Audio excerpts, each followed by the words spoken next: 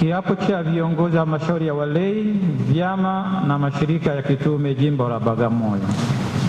Mimi Gaudentius Mwanza naapa kuwa katibu mtumishi wa Kanisa Katoliki jimbo la Bagamoyo kwa nafasi ya katibu wa WAWATA jimbo, nitalinda, nitatetea na kuishi imani yetu ya kanisa moja takatifu Katoliki na la mitume kama nilivyokiri na kuiungama wakati wa ubatizo wangu na kipaimara changu.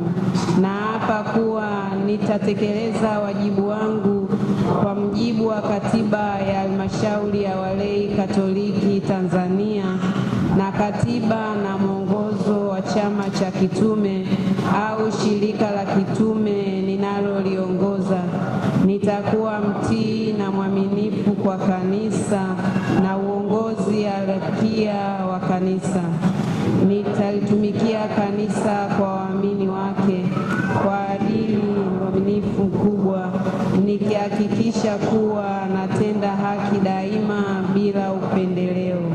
Nitamshauri padre mlezi wa chama cha kitume au shirika la kitume na askofu jimbo kwa uadilifu, na katika kufanya hivyo nitahakikisha kuwa mkweli na mwaminifu daima na kwa maslahi ya kanisa.